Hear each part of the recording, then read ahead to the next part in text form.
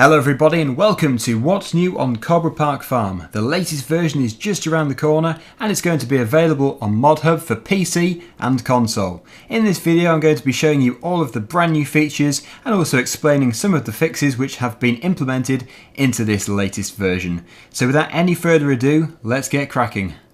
So first of all, I just want to thank Bullet Bill, the creator of this map, so much for giving me early access of the brand new update. I'm going to try my best to show it off in its best light, and I just hope I don't miss out any of the features. So, number one. We start down here at the road, although this can apply to anywhere on the map where there is a hedge. Basically, as you'll probably know just from watching my series on this map, the hedges do not stop bales from rolling. Well, now they do. If a bale decides to leave a field, most likely a round bale, it will be stopped by the hedge just here. Having said that though, you can still drive through it, and if you drive through it with, for example, a trailer with bales on, it won't stop the bales. It's only if you get a runaway bale, which is incredibly creative by the author of this. This is brand new to Farming Simulator, never been done before, so clearly this is a breakthrough, because before we had issues with getting caught on the hedges if you're driving near to them, which you won't get anymore. But at the same time, if you got rid of the collision, the bale would just continue to whiz through and it would be the other side of the map before you know it. In fact, it would probably go off the edge of the map. But that has now been solved. So this is an incredible new feature. The next new feature is there is now traffic on the roads, which you'll have probably already noticed. It certainly was lacking something without the traffic. But that is all now implemented into the map. Bullet Bill sent me such a comprehensive list of all of the new features and fixes that really I can't resist but just do them in order because it makes sense. This is the minimap. If you've never seen the map before, this is it. I don't think the minimap has been changed, but as you can see, it is definitely different to FS15. It's much clearer and also a very nice metallic look to it as well. The next thing is down at the livestock market we now have pedestrians walking about. They're all looking for the auctioneer. It brings a bit of life to this area, and they seem to be following me. We now head down to Chantry Farm, and what we're looking at here is the brand new silage clamp which has been put into the map. It's a UK style one, so it fits in very well. Next we're taking a look at the gates. These are brand new gates. They are actually based on Dorset's gates, who is a creator of mods and maps as well. Fantastic, I must add. And they have actually been adjusted by Bullet Bill with a brand new texture to make them really look the part on this map. Now we've just headed over to Coldborough Farm, even though this actually applies to Yatton Ridge Farm, Chantry Farm, Coldborough Farm and the Wednesday store, so 4 different places, but we now have the refill points for seed and also fertiliser. This is automatic as well, so it's going to be very simple to use. Now this next feature is something which I really do love, mainly because I didn't really understand it in the first place in the base game. As you'll probably know, on a farm in real life, most people would have the basic knowledge of mechanics to be able to, for example, change a wheel from a standard tyre to a row crop tyre. So why would you have to pay for a workshop in the game? It was beyond me, but we now have the workshop trigger just over here, which means you can now customise your vehicles in the game, and this obviously avoids all of the mechanics fees which you get if you take it back to the store. So in this trigger you can customise your vehicle. Obviously we're not going to be customising the header of the combine. Next we've got updated textures for the trees and the hedges. This is to make them look a bit more realistic. As you can see, they are darker and there is more going on in the textures there. It does indeed look better. Anyone for some fruit? So if you're looking to buy some new land, you can do, but instead of having the blue floating sign, we now have something a lot more realistic, a for sale sign. Now heading back to Coldborough Farm again, we've got a brand new wall just here. This is next to the grass field, and we also have this down at field 13, which is just here.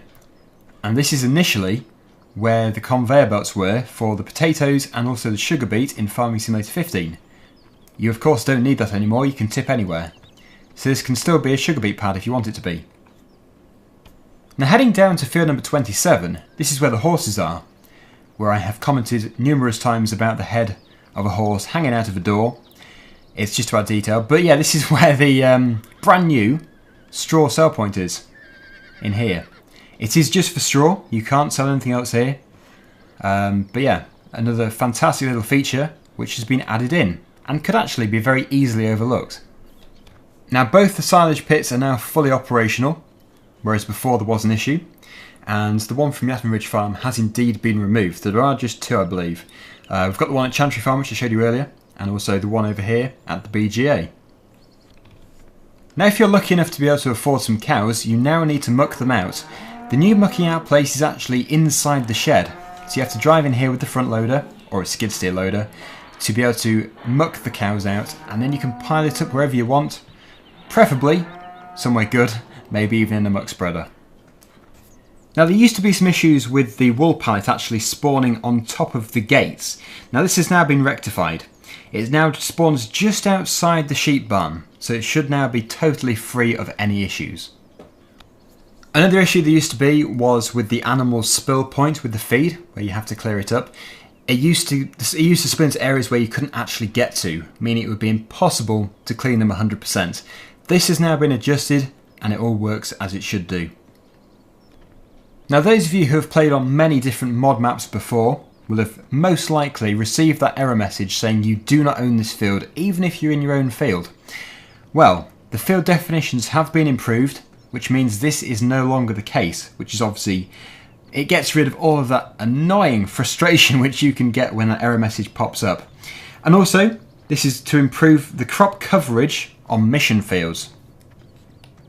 The terrain has also been smoothed in various areas. The gates have also been adjusted to stop them from conflicting with the ground. The tipping collisions have been improved on all of the sheds, barns and manure bunkers. The roof of the silo at Coldborough Farm has been made non-collision to stop large trailers from getting stuck on them when you tip there. This is obviously a big improvement because you can get some incredibly long trailers, and if they do tip up, then yeah, they do require quite a lot of vertical space. And despite it being quite a large shed, you could still get stuck on it, so that has now been fixed. The whole of the environment generally has been improved, for example the ambience and the sunlight. Also, the terrain layer paint has had texture improvements. There are new foliage improvements. And I never actually experienced this one myself, but apparently there used to be an issue with the flags being black at the vehicle shop. This seems to be a console only issue, but that has now been fixed. Now if you're in the mood to do a bit of contracting work, but you don't fancy faffing about with all the machinery trying to get it out of the annoying spawn position, well this has been fixed. Let's demonstrate. So as you can see, it's actually further into the field instead of being crammed into a hedge or even into the shed. Much easier. Many of the map objects have had texture improvements. This hopefully will make everything look a lot more realistic. Also, the hotspot spawn locations have been improved as well. Now if you're the type of farmer who likes to play when it's gone dark, well you're going to need some lights when you get back to the yard at night. So, a lot of the sheds have got lights and light switches fitted to them. The light switches have been improved, so if we go over here, we can see one just here, and this does switch the lights on and off in the sheds. All you have to do is left click. Talking about the lights, they've been adjusted to stop unrealistic light beams from shining through the buildings, and this is a perfect example at night, as you can see. Looking incredibly realistic. Having the light switch function is obviously a nice little feature, because it can seem a bit strange if every single light is on constantly, but now we can actually just switch them off. Now it can be quite hard to find a source of water when you're on the stage of giving water to your animals, and actually Coldborough Park Farm is a very good one for the amount of different water sources there are. Now this is one of them, and actually my favourite. This is the pond in field number 19. It's actually marked on the minimap. It does say pond, so you can't really miss it. Plus, we've got the realistic weeds from Sosnovka in here, which just adds a great deal of realism to it. Love that. But yeah, Bullet Bill has obviously transferred it over to here, and it looks incredible. But this isn't the only water source. There are others as well. Down at the Wednesday store, there's one just here. It is like a water hydrant. It does say do not drink, but it's okay, it's for the animals. We also have a water hydrant at Coldborough Farm. Now you might be thinking, well, I'm not going to use the hydrants because I can just fill it up from the pond for free. Well, no. It seems to be that if you want to fill it from the pond, it will cost you exactly the same amount of money as if you filled it from one of these hydrants. Now, returning to the topic of missions, you can only do missions on fields 1, 10, 14, 15, 17 and 18. You can't do any missions at all on grass fields. The cow and pig solid manure appears in both sheds rather than the bunkers. However, you can still use the bunkers after mucking them out, if you want to. Now, if you're trying to find the bale and straw sell place on this map, well, it's not too difficult. There is one just opposite the silage clamp in Chantry Farm, which is just here. And you can also sell your bales by tipping the bales into the feeders in the cow and sheep pastures, but you do have to tip them in.